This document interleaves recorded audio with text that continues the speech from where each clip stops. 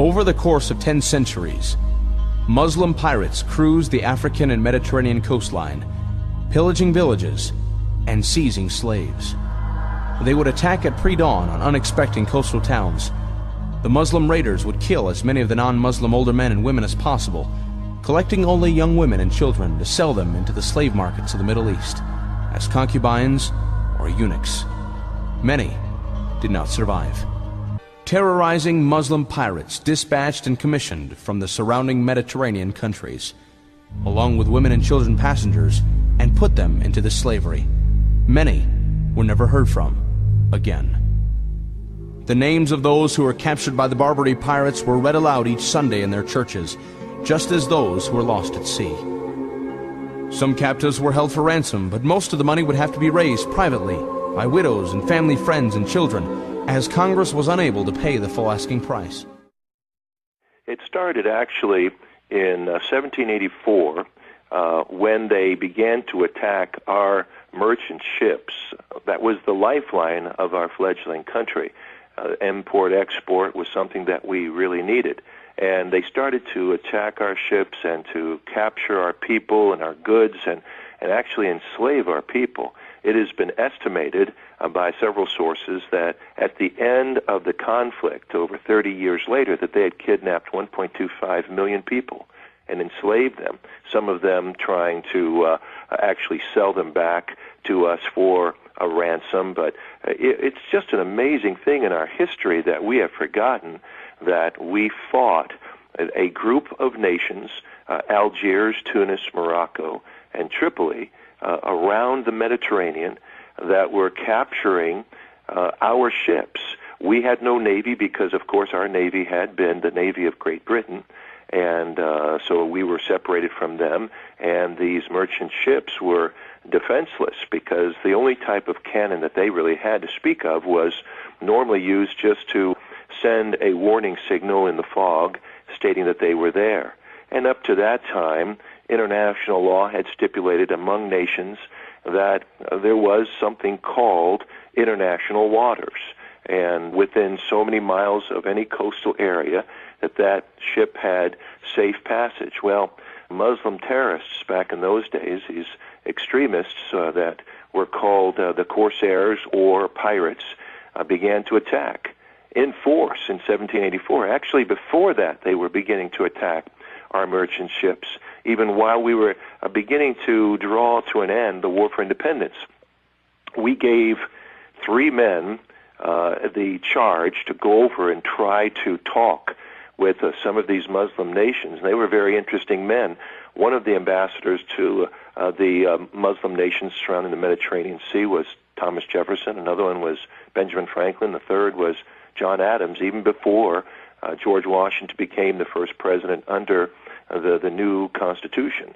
And so they went over and they basically found out that these people did not want to be reasoned with, that they only understood force, and that they had no intentions of giving up people that they had captured and enslaved at that time.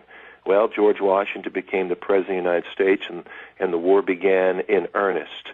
And it wasn't until Thomas Jefferson became our 3rd president that he realized we were paying over 20% of our gross national product as tribute money or extortion money to these Muslim nations. And he said, look, not one more penny for tribute, but millions for defense. And he took that same money that we were paying to these nations that were attacking us through their Barbary pirates, and he invested it into our Navy and Marine Corps and sent them over and started taking care of business. Just an amazing thing that we don't even know. Many of us don't even know that there was such a thing as the Tripoli War or the Barbary War, and the Marines remember it because they sang in their Marine hymn, from the halls of Montezuma to the shores of Tripoli, and the Tripoli War is also another name for the Barbary Powers War. The Barbary coast starts on the sort of top left of Africa, so the Atlantic coast of Morocco. It stretches through into the Straits of Gibraltar and then along that North African coast through all the kind of places which are in the news at the moment, Algiers, Tunis, and the city kingdom of Tripoli, which is modern-day Libya. That 2,000-mile stretch of North African coastline, that's the Barbary coast. In the 17th century, that area is under the nominal control of the Ottoman Empire. That means it's part of the Dar al-Islam. It's part of the lands of Islam. And it was always thought by Christians and Muslims that this area was on the front line. This is where the sort of little wars were fought out between Christendom and Islam. And it's no coincidence, I don't think, that a lot of the guys I've been writing about in the 16th, 17th century, they referred to themselves as mujahideen. They were warriors for God. They talked about being on jihad. They were on sea jihad to push back the encroaching infidel. They were pushing back Christendom. They're operating out of ports along this whole Barbary coast and preying on what kind of shipping in the Mediterranean? They're preying on any kind of Christian shipping they can find. So it's mainly merchant shipping, and most of it is engaged in the Levant trade. That is a hugely lucrative trade between Smyrna, in fact, Constantinople, Istanbul. Ironically, we're engaged in trade. The West is in trade with the Ottoman Empire. And a lot of English, French, Dutch, Spanish ships are moving along the Mediterranean to trade with the Greek islands, to trade with Aleppo in Syria, to trade, as I say, with Smyrna and Constantinople. And they're ripe for the picking. They're not treasure ships. They're not like the great Spanish treasure fleets. But then again, the pirates that I've been writing about aren't just after treasure. Sure, they want treasure when they can find it, but they'll take anything. They'll take the ship. They'll take the cargo, even if it's olive oil or currants or whatever, they can sell it. And very importantly, they'll take the crew. Piracy, and in fact the states of Algiers and Tunis and Tripoli depended on slavery. The economies of these states depended on capturing slaves and ransoming them or selling them on. Something like 1 million Europeans were sold into slavery on the Barbary coast in the 17th century.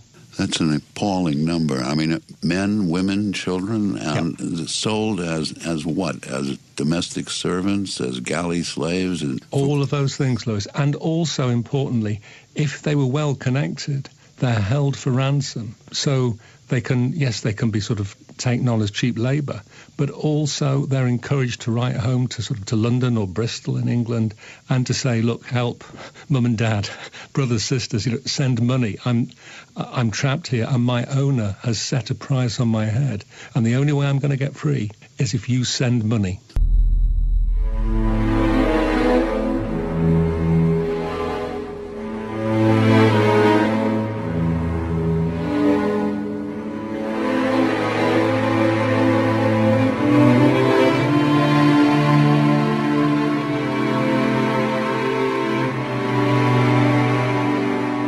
Olufs kigger længselsfuldt ud over havet.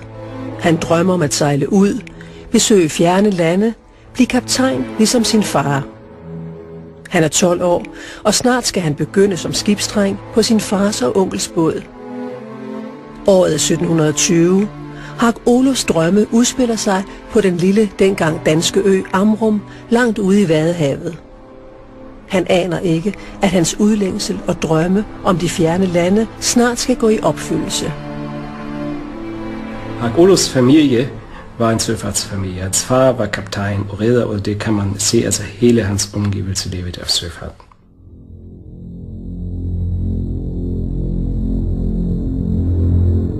Hak Olufs døde ung. Han blev 46 år. Hans gravsten på kirkegården i den lille by Nebel på øen er helt speciel. Den fortæller brudstykker af den meget mærkelige skæbne Hak får. Das ist die Hoffnung, und auf dieser Hoffnung ist Hak Olufs dann gesegelt mit 12 Jahren und dann eben auch mit 16 Jahren aufgebracht worden, gekapert worden, dieses Schiff im Ärmelkanal, und ist dann verschleppt worden nach Algier, Afrika. Die Osmanen hatten ja das Mittelmeer besetzt.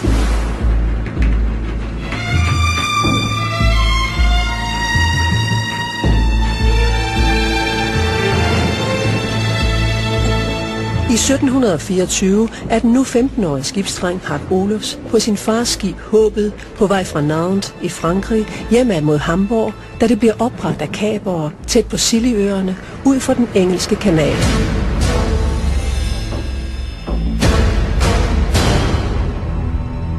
Besætningen bliver taget og ført som fanger til Algier.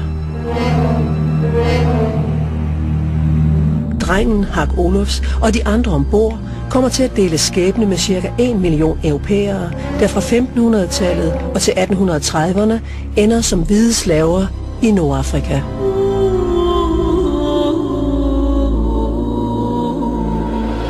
Hak Olofs liv som slave i Nordafrika er exceptionel, først og fremmest fordi han overlever, men i særdeleshed fordi den lille skibsdreng fra Vadehavsøen ikke bliver en helt almindelig slave.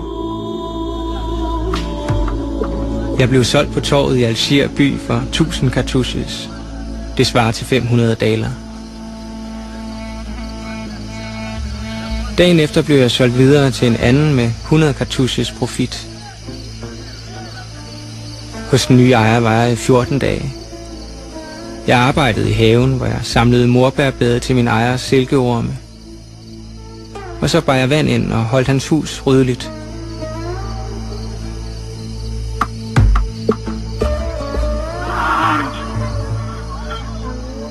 Det er en storby, byen Algier, som den unge dreng Hak Olofs og de andre tilfangetagende øboere fra Amrum bliver ført til i 1724. Altså hele byen lever stort set af kaperiet. Altså ikke kun med at tage andre skibe, men også at leverage langs kysterne. Altså man overfalder landsbyer i Italien eller Spanien, og det bringer rigtig penge. Men så kom der en slaveopkøber fra bagen i Konstantin til Algier by. Da han en dag så mig, fik han lyst til mig. Og min ejer overlod mig ham så for 900 daler.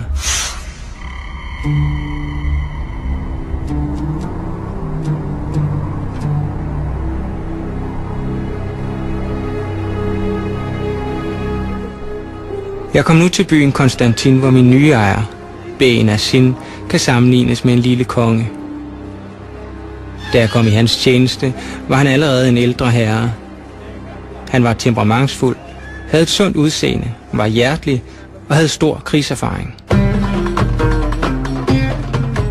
Ben havde 2 fruer, som blev opvartet af 40 tjenere, mænd og kvinder. Iblandt dem var der 4 kastrater, der arbejdede som fruernes kammertjenere. Ben selv blev opvartet af 30-40 lakajer, hvoraf halvdelen var renegater. Jeg blev en af hans lakajer. Den største trussel kom fra Marokko, Algeriet, Tunis og Tripoli, det nuværende Libyen. Det var de såkaldte barbareskstater, hvor muslimske pirater eller kapere med støtte fra deres stater opbragte europæiske handelsskibe. At der næsten var 1 million europæere, fordelt over 300 år, der blev slaver i Nordafrika, er en overset og glemt historie. Mange døde i fangenskabet som galejslaver eller byslaver. Kun få vendte hjem igen som Hak Olofs, og det er fra dem, vi har beretninger om fangenskabet og om den islamiske kultur.